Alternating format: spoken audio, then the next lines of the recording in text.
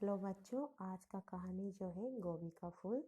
और ये कहानी जो है क्लास 6 के बच्चों के लिए है और आपके किताब में ये चैप्टर 7 होगा। गोभी का फूल ये कहानी जो है केशव चंद्र शर्मा ने लिखा है और इस कहानी में मुख्य भूमिका जो निभाते हैं मुख्य पात्र का नाम है हनुमान प्रसाद जी। हनुमान प्रसाद जी जो है सब्जियों के बहुत शौकीन होते हैं। वो हमेशा बाजार जाकर हरी हरी सब्जियां, ताजी ताजी सब्जियां जो है खरीद कर लाते थे। उनके घर से वही हमेशा सब्जियां खरीदने के लिए बाजार जाते थे और वो जब भी बाजार जाते थे हमेशा चुन चुन कर ही सब्जियां खरीदते थे। वो क्या करते हैं कि अगर कोई सब्जी किसी से खरीदता है तो उस सब्जी के साथ में कुछ ना कुछ मांग कर साथ में ले लेते हैं। शायद जैसे कि अगर कोई सब्जियां खरीदी तो उसके साथ में कुछ धनिया या फिर मेथी साथ में मांग कर ले जाना। और उसके बाद वो क्या करते हैं कि अगर कोई आलू वगैरह खरीदते हैं तो आलू में अगर कुछ थोड़ा सा भी मिट्टी होता है तो वो उस मिट्टी को झाड़ कर ही लेते थे। मिट्टी के साथ वो कभी भी तौल कर नहीं लेते थे। सभी सब्जी वाले उनसे थोड़ा सा डरते भी थे और हिचकिचाते हैं। फिर भी वो ये उनके सामने दिखाना नहीं चाहते। तो वो क्या करते हैं कि उन्हें देखकर फिर भी बुला ना चाहते हुए भी वो बुलाने लगते हैं कि बाबूजी आइए बोल के। और वो भी खरीदने के लिए सब्जी खरीदने के लिए चले जाते थे।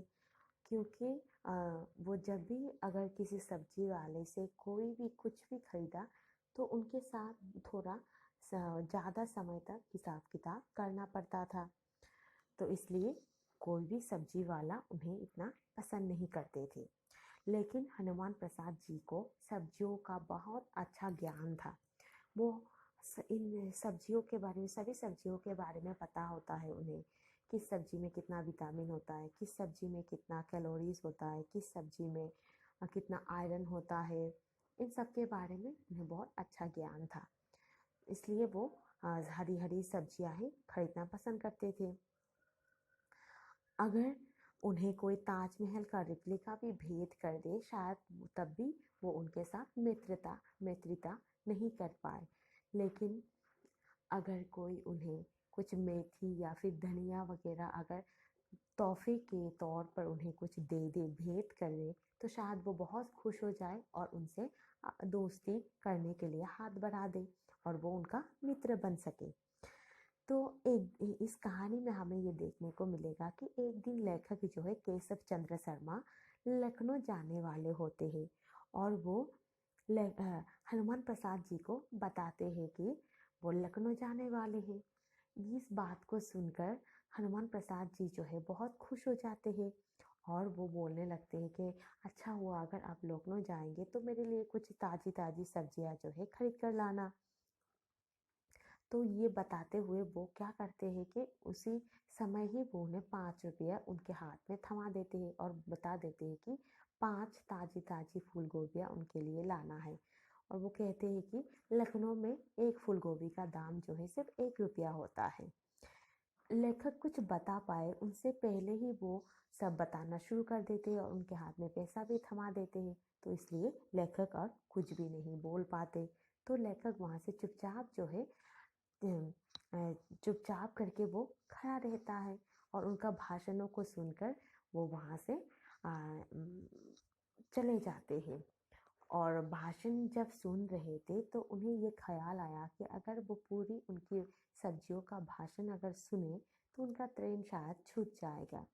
तो वो वहाँ से विदा लेकर वहाँ से चले आते हैं और लखनऊ पहुँचकर उन्होंने अपने काम को निपटाकर लखनऊ के किसी मशहूर थिएटर में, क्लब घर में या फिर रेस्टोरेंट में ना जाकर वो सीधे सब्जी मंडी में पहुंच जाते हैं, लखनऊ के सब्जी मंडी में।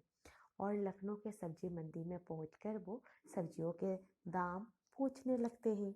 तो फूल गोभियों के देखने के बाद उन्होंने दाम पूछा, लेकिन सब्जी वाला जो है बता रहा था कि एक फूल गोभी का दाम जो है 1.5 रुपया करके था। बहुत विनती करने पर भी वो सब्जी वाला उन्हें 1 रुपये में फूल गोभी देने के लिए राजी नहीं हुआ।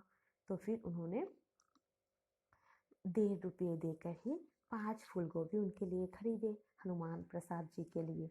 और वो सोच रहे थे कि अगर लखनऊ में इतनी ताज़ी-ताज़ी सब्जियाँ मिलते हैं, तो उन्हें भी कुछ खरीद कर ले जाना चाहिए।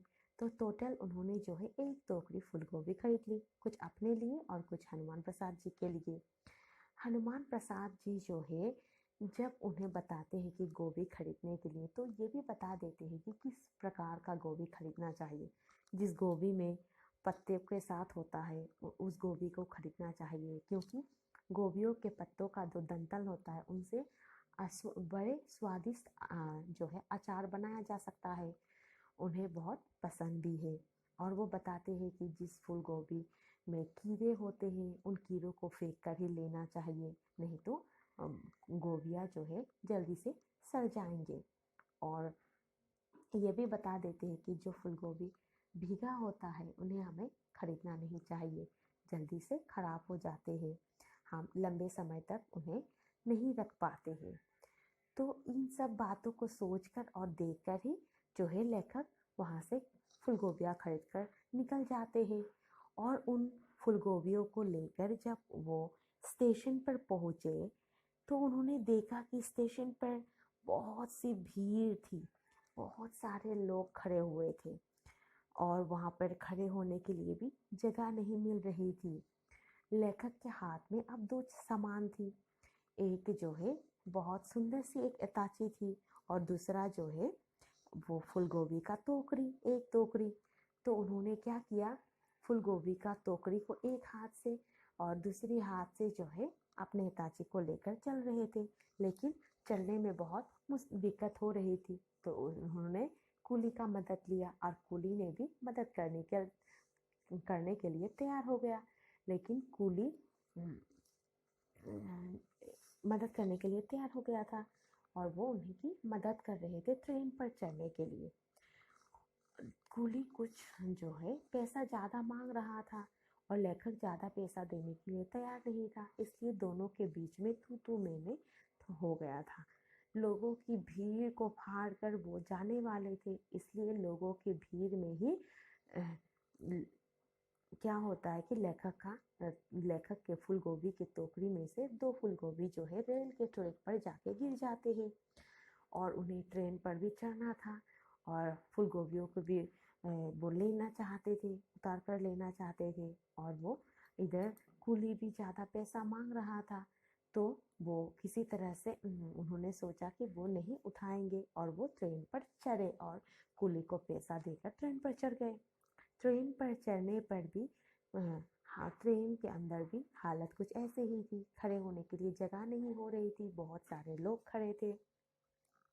और जब लेखक उस फूलगोभी के टोकरी को लेकर ट्रेन पर चढ़े, तो कोई कोई बोल रहे थे कि बाबूजी आपका फूलगोभी का टोकरी जो है आप सीट के ऊपर रख दो, कोई कोई बोल रहे थे भाई साहब आप सीट के नीचे पर रख दो। तो लेखक जो है इधर उधर देख रहे थे, इधर उधर देख रहे थे कहाँ रखना चाहिए।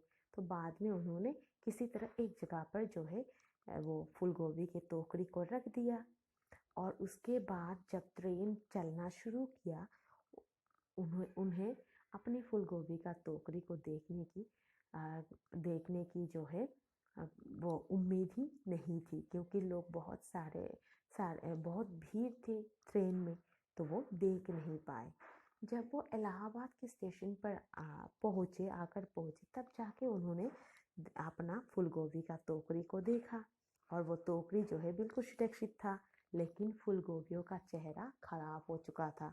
फूलगोभियों को देखकर ऐसा लग रहा था कि जैसे कोई व्यक्ति चुनाव में खड़ा हो गया था और चुनाव में हारे हुए व्यक्ति की तरह देखने में लग रहा था।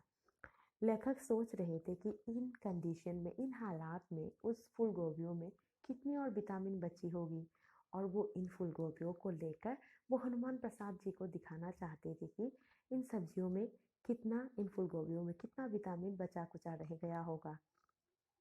जब वो स्टेशन पर उतरे तो वो साहस नहीं जुटा पाए कि उन फूलगोभियों का चेहरा लेकर वो हनुमान प्रसाद जी के पास जाए। तो इसलिए उन्होंने क्या किया, ट्रेन से उतरने के बाद सीधा वो वहाँ के सब्जी बाजार में चले गए और वहाँ के सब्जी बाजार में जाकर फूलगोभियों का दाम पूछने लगे। तो पूछकर वहाँ से 2-2 रुपये की भाव से 5 फूलगोबियाँ वहाँ से खरीदकर वो हनुमान प्रसाद जी के घर में पहुँचे हनुमान प्रसाद जी को देने के लिए। जब फूलगोबियों को देखा हनुमान प्रसाद जी बहुत प्रसन्न हो गए और बोल रहे थे कि देखा मैंने आपको बताया था कि लखनऊ में कितनी ताज़ी ताज़ी सब्जियां मिलता है और वो भी कम दाम में। लेकिन हनुमान प्रसाद जी को असलियत का पता नहीं था कि वो कोई लखनऊ का फूलगोभी नहीं था, वो वहाँ का बाजार का ही फूलगोबिया था। और लेखक केशव चंद्र शर्मा ने भी कुछ भी नहीं बताया उन्हें, बताने में ही हिचकिचाने लगे, तो इसलिए वो ये सब नहीं बताए और वो वहाँ से जाना चाहते थे। लेकिन हनुमान प्रसाद जी फिर एक लंबी सी भाषण सुनाती उन फूलगोबियों के ऊपर और उस लंबी भाषण को सुनने के बाद ही लेखक जो है वहाँ से अपने घर के लिए रवाना हो गए। तो हमारा कहानी भी ख़त्म। तो बच्चों, मुझे लगता है कि आप सबको ये कहानी बहुत अच्छे से समझ में आ गया होगा। ये कहानी बहुत ही सरल है और इस कहानी को पढ़ते समय हमेशा टेक्स्ट बुक को खोल के रखना और जितने सारे शब्दार्थ वगैरह तुम्हारे चैप्टर में है वो सारे शब्दार्थ को याद कर लेना, क्योंकि वो परीक्षा में आएगा, आप सबको पता है। और पीछे में जो मौखिक और लिखित का जितने सारे क्वेश्चन हैं उन सारे क्वेश्चंस को तुम सॉल्व करने के लिए ट्राई करना। अगर नहीं आता है तब भी कोई हर्ज नहीं, फिर भी तुम एक बार ट्राई कर लेना। अगर ट्राई करने में कोई हर्ज नहीं, तो आज का चैप्टर इतना ही। धन्यवाद।